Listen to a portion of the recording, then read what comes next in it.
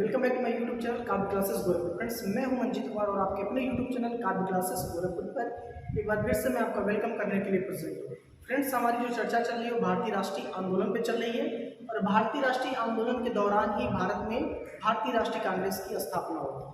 कब होती है? 1885 में। 1885 में भारतीय राष्ट्रीय कांग्रेस की स्थापना होती है और कांग्रेस की स्थापना के समय जितने भी कांग्रेस में नेता थे उनको उदारवादी नेता कहा जाता था। यानी कि कांग्रेस का जो दौर था 1885 से लेकर के 1905 तक, यह लगभग 20 वर्षों का समय कांग्रेस के उदारवादी युग के नाम से जाना जाता था। और उस दौरान जो कांग्रेस में उदारवादी नेता थे वो उदारवादी नेता अंग्रेजों से अपनी बात कहने के लिए बहुत ही अहिंसात्मक मार्ग अपनाते थे। जैसे कि अंग्रेजों से मिलते थे, पत्र लिख करके उनको कहते थे अपनी बात, गुलाब फूल दे करके अपनी बात को कहते थे। उनका ये मानना था कि अंग्रेज जो होते हैं बहुत ही न्यायप्रिय होते हैं, बहुत ही सत्यनिष्ठ होते हैं और एक न एक दिन हमारी बातें अंग्रेजों को समझ में आएंगी। तो अपनी बात कहने के लिए वो बहुत ही अहिंसात्मक मार्ग अपनाते थे। लेकिन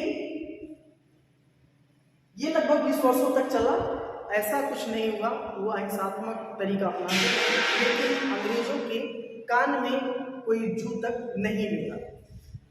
अब हम ये जानेंगे कि जो उदारवादी युग में उदारवादी नेताओं का जो समय था, उस समय में जो उन्होंने अपनी मांग अंग्रेजों के सामने रखी वो सफल क्यों नहीं हुई, उदारवादी युग क्यों असफल रह गया, इस पे हम जानते हैं। इसको हम जानते हैं उदारवादी युग की असफलताएं क्या है।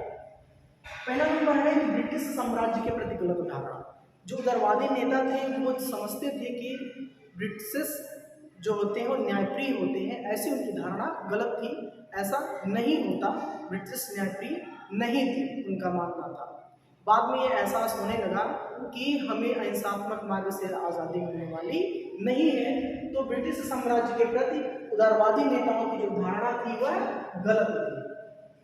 जो व्यक्ति आपके शासन करने आया है वो व्यक्ति इतनी आसानी से भला आपको कैसे छोड़ देगा, वो न्यायप्रिय कैसे हो जाएगा, क्योंकि वह खुद ही गलत तरीके से अपना शासन लादने आपके ऊपर आया है, तो व्यक्ति कैसे न्यायप्रिय हो जाएगा। तो ये सारी धारणा जो थी उदारवादी नेताओं के उस दौर में गलत थी।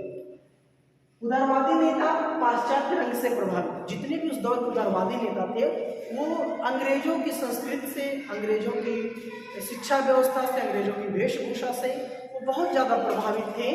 वह उनमें विश्वास करते थे। उनका मानना था अंग्रेजों का, ये जो सारे नेता हैं उदारवादी नेता वो तो हमारे ही रंग में रंगे हैं, हमसे ही ज़्यादा प्रभावित हैं। तो ये भी उदारवादी नेताओं का उस समय भ्रम था, ये भी असफलता का कारण था। उस समय जो साधनों की दुर्बलताओं का प्रयोग किया, यानी कि जो उदारवादी नेता अंग्रेजों से अपनी बात कहने के लिए पत्र के माध्यम से बात कहते थे, सीधे प्रतिनिधि मंडल के साथ जाकर के मिलते थे, 25-50 की संख्या में जाकर के अंग्रेज से लोग मिलते थे, इन सभी लोगों ने, कांग्रेस के उस दौर उदारवादी नेताओं ने जो साधन अपनाया अंग्रेजों से मिलने का वो भी गलत था। इसलिए ये भी उदारवादी नेताओं की असफलताएं रही। अब देखते हैं उनकी उदारवादी नेताओं की जो असफलता के पीछे कारण था, चौथा कारण वह जनसंपर्क का अभाव।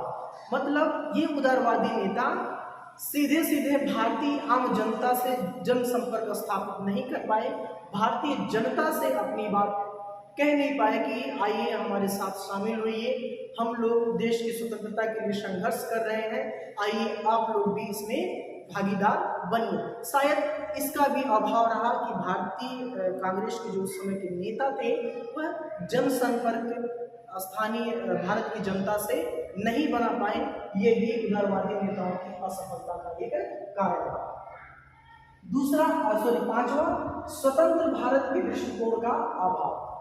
यानी कि उन लोगों ने उस दौर में जो तरीका अपनाया, स्वतंत्र भारत को स्वतंत्र कैसे कराया जाए, किन मार्गों से हमें आज़ादी प्राप्त होगी, इन सभी चीज़ों का उदारवादी नेताओं का की दृष्टि में अभाव रहा। लेकिन अब हम यहाँ जानेंगे कि इतने लंबे संघर्षों के बाद, लगभग 20 वर्षों के संघर्षों के बाद जो कांग्रेस थी, उदारवादी युग था 1885 से लेकर के 1905 तक, इस उदारवादी युग में उदारवादी नेताओं ने यानी कि कांग्रेस के नेताओं ने बहुत कुछ सीखा और उसमें कुछ उनको सफलताएं भी मिली। अब सफलताएं क्या मिली इस पे हम प्रकाश डालेंगे। अब देखिए, सन 1892 में भारतीय परिषद अधिनियम बनाया गया, यानी कि बहुत मांग पर ब्रिटिश गवर्नमेंट ने उदारवादी नेताओं की बात माना। और ये प्रश्न पूछा जाता है अक्सर कि भारतीय परिषद अधिनियम कब बनाया गया, तो 1892 में।